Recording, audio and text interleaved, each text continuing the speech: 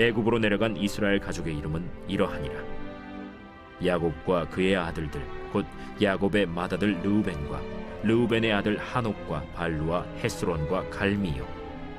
시므온의 아들은 여무엘과 야민과 오핫과 야긴과 스할과 가나안 여인의 아들 사울이요. 레위의 아들은 게르손과 그핫과 므라리요. 유다의 아들 곧 엘과 오난과 셀라와 베레스와 세라니. 엘과 오난은 가나안 땅에서 죽었고 베레스의 아들은 헤스론과 하물이요. 이사갈의 아들은 돌라와 부아와 욥과 시므론이요. 스불론의 아들은 세렛과 엘론과 얄르엘이니 이들은 레아가 밧단 아람에서 야곱에게 난 자손들이라.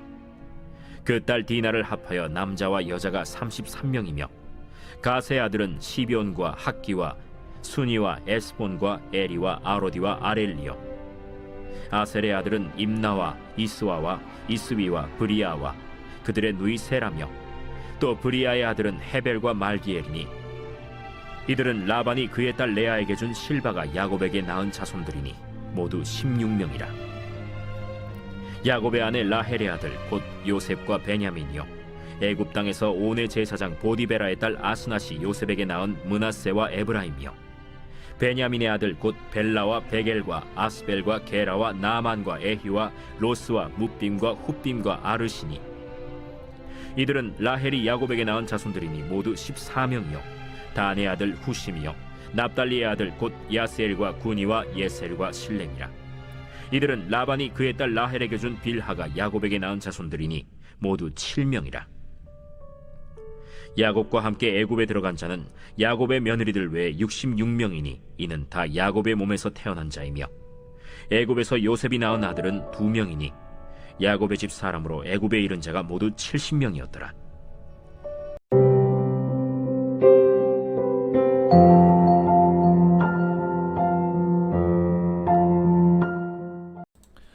여러분 반갑습니다. 오늘도 퀴트로 여는 기막힌 하루입니다. 본 말씀 창세기 46장 1절부터 7절의 말씀입니다.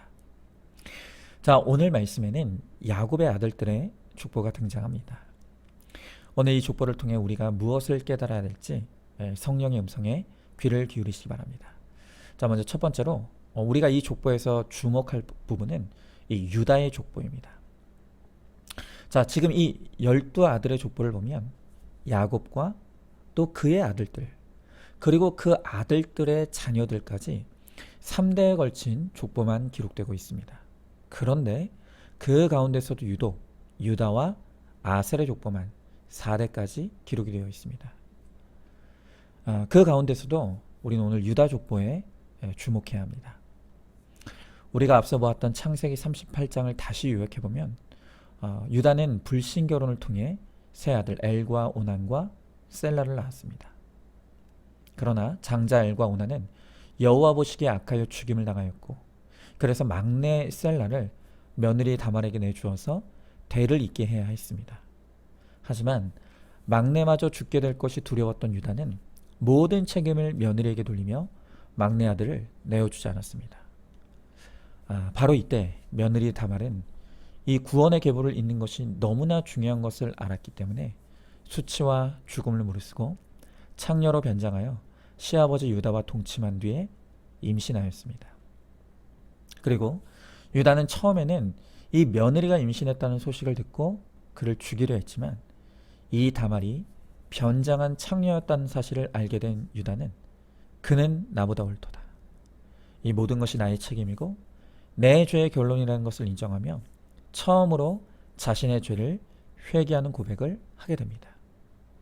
그리고 이 유다의 회개 고백을 통해 나오게 된 자녀가 바로 쌍둥이인 베레스와 세라입니다. 그리고 베레스는 헤스론과 하물을 또 낳게 되죠. 여러분, 누가 봐도 유다와 다말 사이에서 나온 이 베레스와 헤스론은 수치의 족보입니다. 그러나 오늘 성경은 유다에서 베레스로 또 베레스에서 헤스론으로 이어지는 이 족보를 똑똑하게 기록하고 있습니다. 여러분, 이를 통해 성경이 오늘 말하는 바가 무엇입니까? 인간적으로는 누가 봐도 수치스러운 존재들이지만 이들이야말로 그는 나보다 옳도다 이 유다의 회개를 통해 낳은 영적 후사이며 구속사의 주인공임을 당당하게 드러내고 있는 것입니다. 그래서 신약으로 넘어와 마태복음 1장에 예수님의 족보를 보면 그곳에도 유다와 다말 그리고 베레스와 헤스론의 이름이 예수님의 직계조상의 이름으로 당당하게 기록되어 있는 것입니다. 결국 예수님의 이 족보는 세상의 혈통 업적 중심의 계보가 아니라 오로지 은혜와 믿음의 계보라는 것을 가르쳐주는 것입니다. 여러분, 이 시점에서 우리가 다시 한번 마태복음 1장에 예수님의 계보에 이름을 올린 사람들의 면면을 다시 묵상해 보길 원합니다. 이 예수님의 계보에는 건강하고 튼튼한 이스라엘보다는 연약한 이삭이 계보에 올라갔습니다. 또 부모에게 효도하고 사냥 잘하던 에서보다 거짓말쟁이, 돈 좋아하고 여자 좋아했던 야곱이 올라갔죠. 또 야곱의 12아들 중에 의로운 요셉이 올라가지 않고 며느리와 동침한 유다가 올라갑니다. 그런 이삭과 야곱과 유다를 주님은 부끄러워하지 않으시고 예수님의 족보에 찬란하게 올려주셨습니다. 여러분, 그런데 우리는 어떻습니까? 우리는 병약한 이삭보다 튼튼한 이스마엘이 더 좋습니다. 야곱보다는 남자답고 효도하고 먹을 것 받쳐주는 에서가 좋죠. 하지만 이렇게 효도하던 에서도 20년 동안 떠나 있던 야곱이 고향에 돌아오니까 자기 발로 약속의 땅을 떠나게 됩니다. 여러분, 천국은 나의 공로나 행위로 가는 것이 아니라 도리어 연약한 자들이 자기 죄를 깨닫고 가는 곳이 바로 천국입니다. 그래서 로마서 9장 11절의 말씀에 보니까 이는 택하심을 따라 되는 하나님의 뜻이 행위로 말미암지 않고 오직 부르시는 이에게로 말미암아 가는 곳이다 라고 천국을 설명합니다. 여러분, 야곱의 12아들 중에서 요셉은 실질적인 장자 역할을 하며 가족을 살렸습니다. 하지만 영적인 메시아의 조상으로는 요셉이 아닌 유다가 기록되었습니다. 그래서 우리는 이 계보를 통해 구원은 오직 하나님의 은혜 안에서 믿음으로만 받는다는 이 분명한 복음을 깨달아야 되는 것입니다. 그런데 우리는 아무리 성경이 이렇게 이야기를 하고 또 이야기해도 도대체 누가 진짜 약속의 자녀이고 누가 영적 후사인지 늘 헷갈리기만 합니다. 요셉은 너무나 기가 막힌 성공 스토리를 써내려가고 온 가족을 먹여 살리는 반면에 유다가 일생에서 한 일이라고는 평생 부모 속 썩이고 허랑방탕하게 살다가 그는 나보다 옳도다에 회개밖에 한 것이 없습니다. 그러니 우리의 시선은 언제나 유다가 아니라 요셉에게 돌아갑니다. 우리가 자녀 이름을 지을 때도 요셉으로 이름 짓는 사람들은 많지만 유다로 내 자녀의 이름 짓는 사람들은 거의 없습니다. 생각해 보십시오. 오늘 우리 자녀 중에 한 명이 하버드대에서 장학금 받고 국무총리를 하고 말할 수 없이 효도합니다.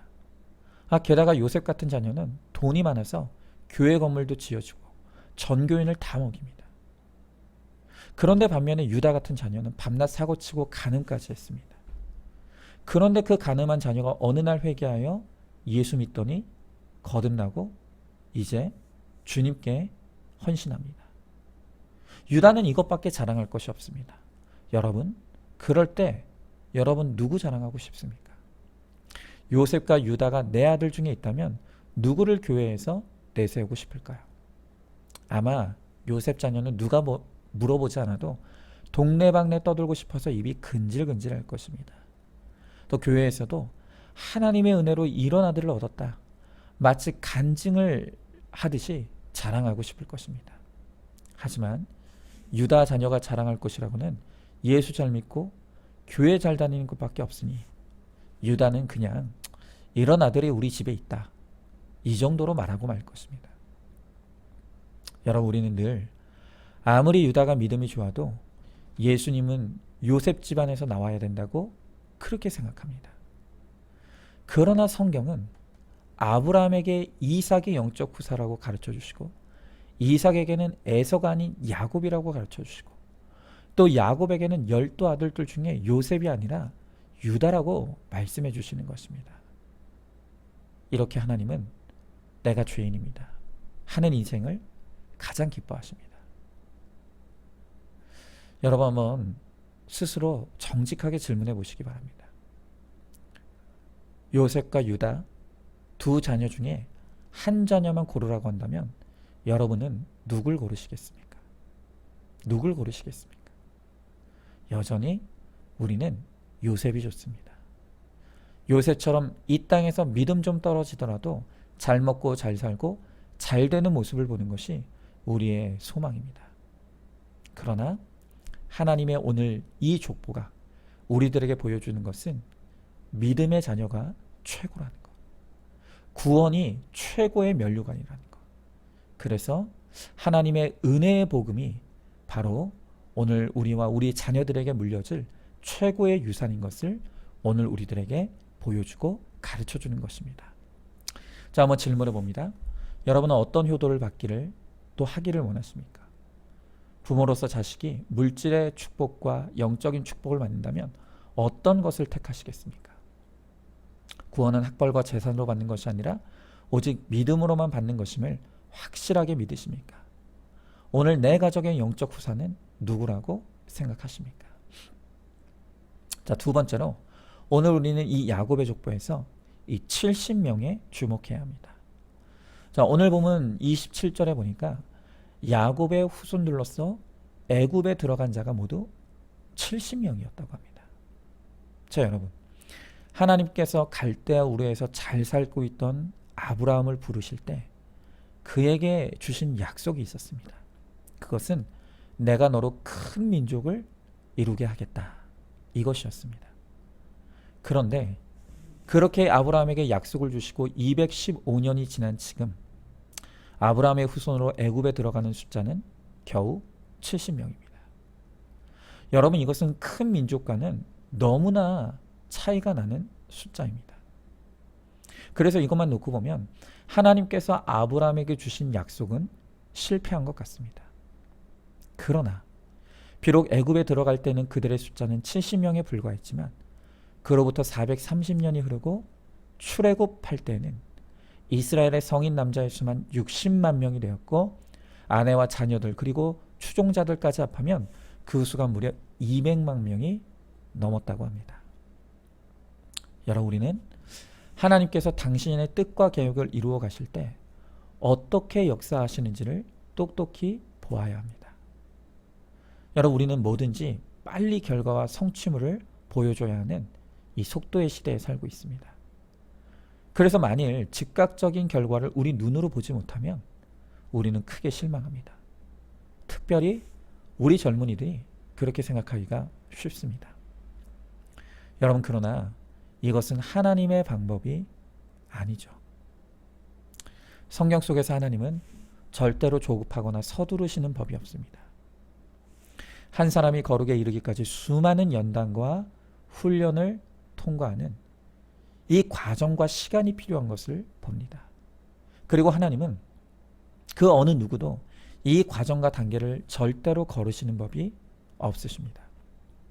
그래서 한 사람, 그리고 한 가정, 그리고 한 가문의 믿음이 단단해지기까지 얼마나 많은 시간이 걸리는지 모릅니다. 바로 그런 이유로 하나님께서 우리에게 요구하시는 가장 중요한 믿음의 요소가 바로 인내입니다. 인내. 우리 믿음의 진실성은 인내로만 증명될 수 있는 것입니다. 여러분, 오늘 이 아브라함만 봐도 아브라함을 처음 부르시고 야곱에 이르기까지 215년 동안에는 고작 70명의 후손밖에는 남기지 못했습니다.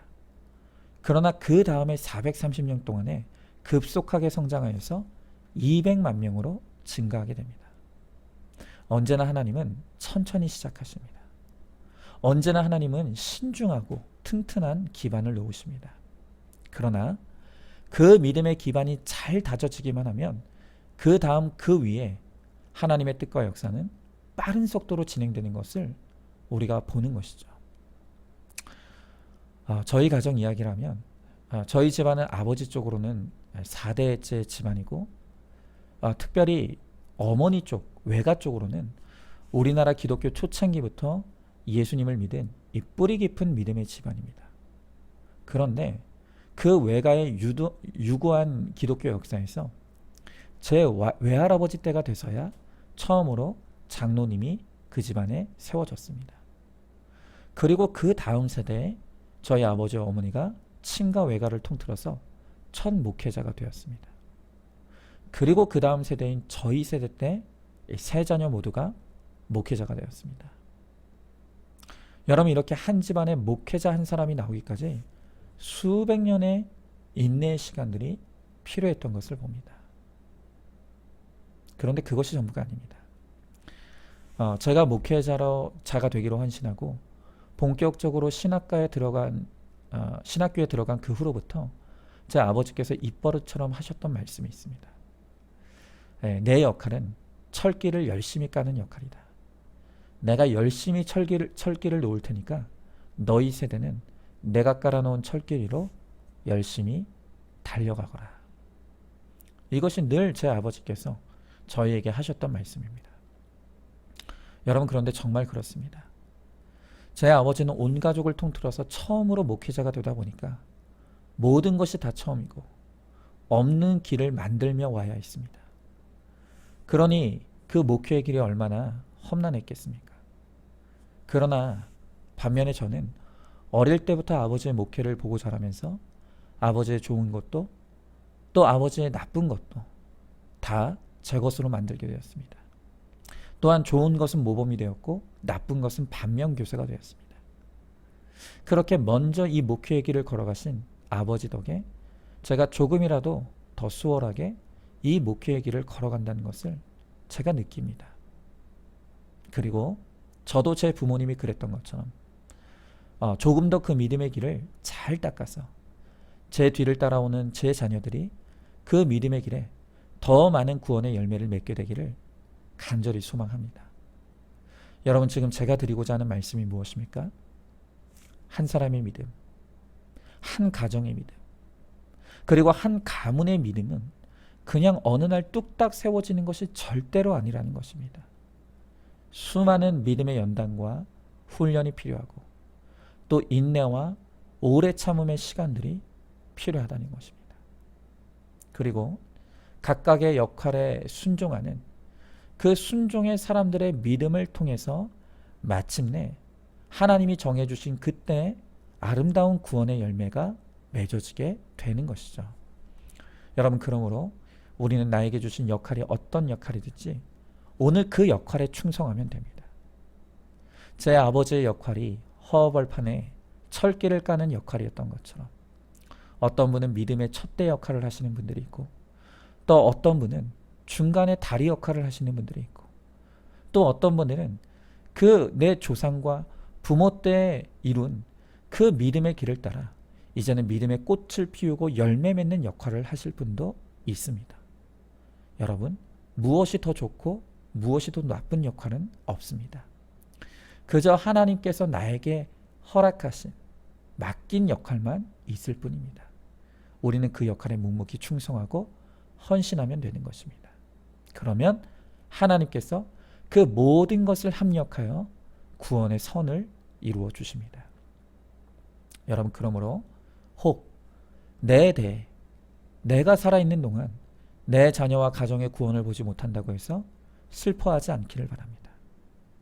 여러분, 아브라함도 큰 민족을 이루리라는 약속을 눈으로 보지 못하고 죽었습니다. 그것은 이삭도 마찬가지였고 야곱도 마찬가지였습니다. 그러나 아브라함과 이삭과 야곱은 죽어 천국에서 그 약속이 이루어지는 것을 보면서 위로와 큰 기쁨을 누렸을 것입니다.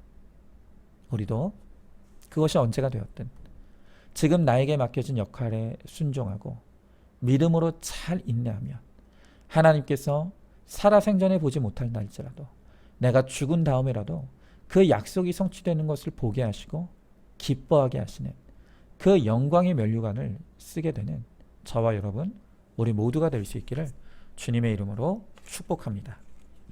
자, 한번 질문해 봅니다. 믿음의 진실성은 오직 인내로만 증명되는 것을 알고 있습니까? 나에게 맡겨진 믿음의 역할이 무엇이라고 생각하십니까? 내게 맡겨진 역할에 죽도록 충성하면 내가 죽은 다음에라도 반드시 약속이 성취되는 것을 보게 될 것을 믿으십니까? 낙심하지 말고 주어진 구원의 사명을 잘 감당하시기 바랍니다. 자, 오늘도 6월 6일 보석상자입니다. 모든 큰 사망의 사건에서 나를 구원하시는 주님을 확신할 때 내가 당한 환난이 더 큰 고난을 당하는 이들에게 구원의 열매로 새 생명으로 이어집니다. 이것이 바로 우리가 가야 할 새로운 시작의 길입니다. 아멘. 우리 함께 기도하겠습니다. 주님, 이제 주님께서 오늘 야곱과 그의 가족들을 이끌고 애굽으로 인도해 주십니다. 하나님께서 오늘 이 야곱의 족보를 통해 하나님의 계보는 혈통과 업적의 계보가 아니라 오로지 은혜의 계보임을 우리들에게 가르쳐 주십니다. 너무나 수치스러운 유다와 다말을 통해 그 후손들이 나오고 그리고 그 후손들을 통해 예수님이 탄생하시는 이 구속사의 족보를 통해 우리 역시 오직 은혜로만 구원받게 된다는 것을, 하나님의 은혜가 우리를 구원하시는 것을 바라보라고 주님은 말씀하여 주십니다. 또한 오늘 주님은 이 야곱의 족보를 통해서 우리가 구원받은 하나님의 자녀로서 오늘 나에게 맡겨주신 그 구원의 역할을 잘 감당할 때 주님은 내가 맡은 역할을 통해 반드시 정해진 때에 아름다운 구원의 열매를 맺게 하시겠다고 약속해 주십니다. 주님, 지금 당장 우리 눈앞에 보이는 것이 없다 할지라도 이 하나님의 약속을 믿고 오늘도 내게 맡겨진 나의 사명과 역할을 잘 감당하여서 우리의 살아생전에 그것을 보지 못한다 할지라도 우리가 죽은 다음에라도 반드시 그 열매를 보게 하시는 하나님의 은혜를 믿고 오늘도 우리의 믿음의 길을 가며 십자가를 잘 감당하며 하나님 사명 감당하는 우리 모두가 되게 하여 주시옵소서. 믿사오며 사랑이 많으신 우리 예수님 이름 받들어 기도 드리옵나이다. 아멘. 오늘도 큐티로 기막힌 하루를 살아내는 하늘가족 공동체 우리 모든 성도님 되시기를 주님의 이름으로 축복합니다.